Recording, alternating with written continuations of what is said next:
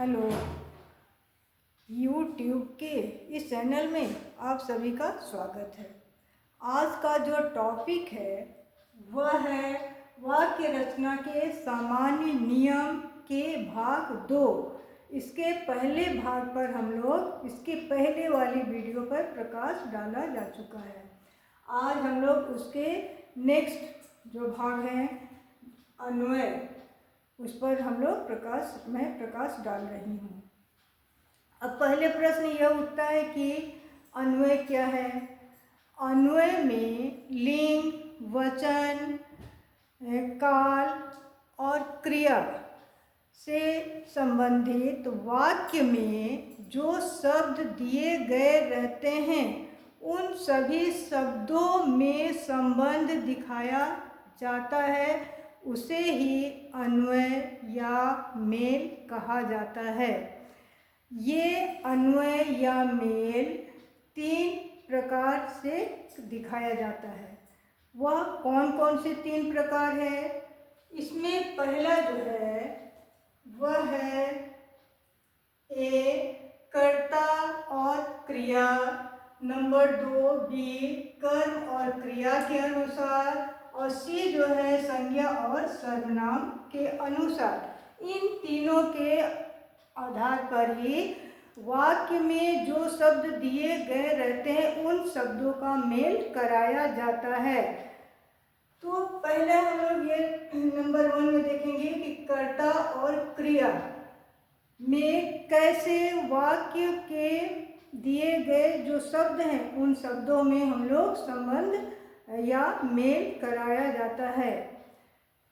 क्रिया के लिंग, वचन और पुरुष, कर्ता के लिंग, वचन, पुरुष के अनुसार वहाँ मेल कराया जाता है। जैसे यहाँ करीम, करीम क्या है? ये कर्ता है।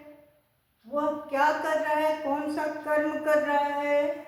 वह कर्म है किताब। और पढ़ता है क्या है? ये क्रिया है।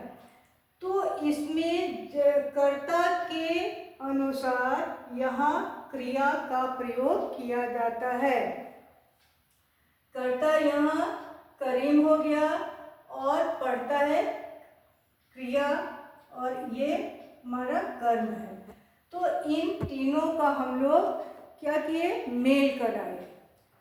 तो इसी तरह से नेक्स्ट जो एग्जाम्पल है, रीता घर जाती है। तो लिंग यहाँ स्त्रीलिंग हो गया रीता, घर जाती है। तो यहाँ कर्ता के अनुसार क्रिया को स्थापित किया जाता है।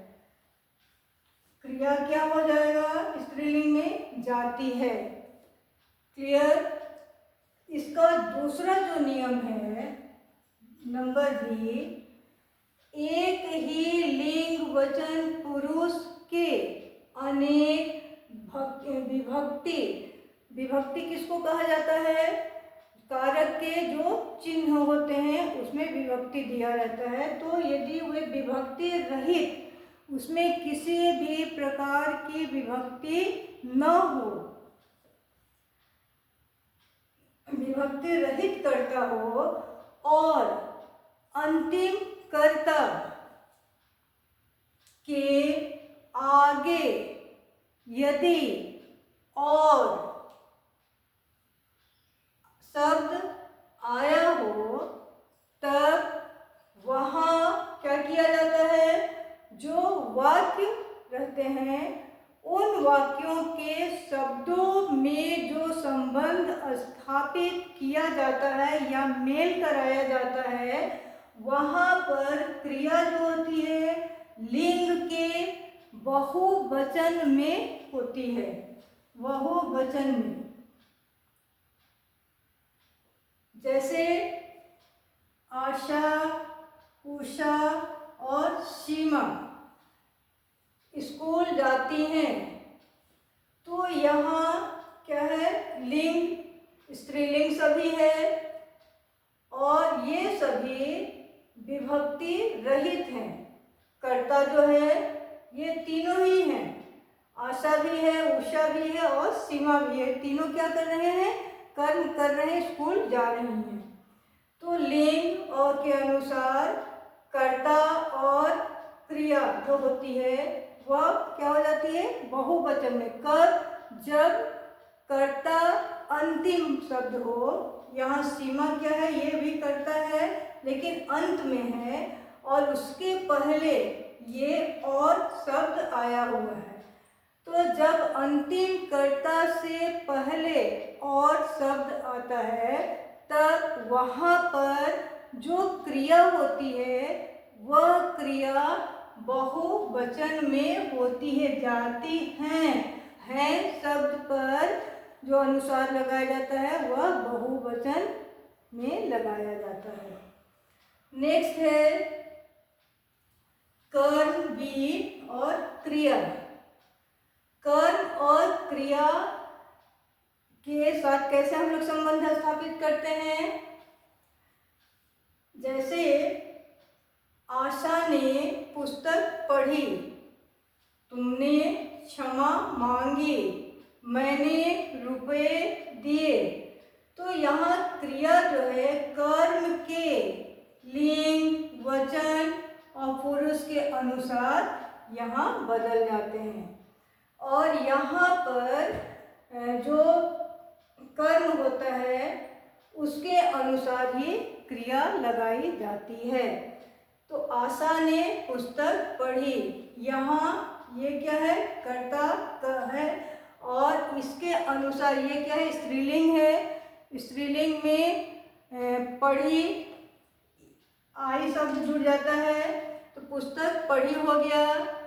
तुमने क्षमा मांगी, ये भी स्त्रीलिंग हो गया। मैंने रुपये दिए, ये क्या हो गया? पुल्लिंग, पुल्लिंग शब्द। तो पुल्लिंग और स्त्रीलिंग के अनुसार क्या हो जाता है? क्रिया परिवर्तित हो जाती है। क्लियर? अब नंबर 3 जो है, सॉरी, इसमें और एक नियम है, नंबर बी। कर्ता और कर्म विभक्ति के साथ हो तब वहाँ पर क्रिया जो होती है वह एक वचन पुल्लिंग में होता है। कब? जब कर्ता और कर्म विभक्ति के साथ रहता है तब क्रिया एक वचन पुल्लिंग में होता है। जैसे मैंने, ये ना, ने क्या है? ये विभक्ति चिन्ह है। कृष्ण को बुलाया, तो ये बुलाया एक वचन हो गया और ये पुल्लिंग शब्द में आता है, बुलाया। क्लियर? नंबर 3 जो है संज्ञा और सर्वनाम का मेल।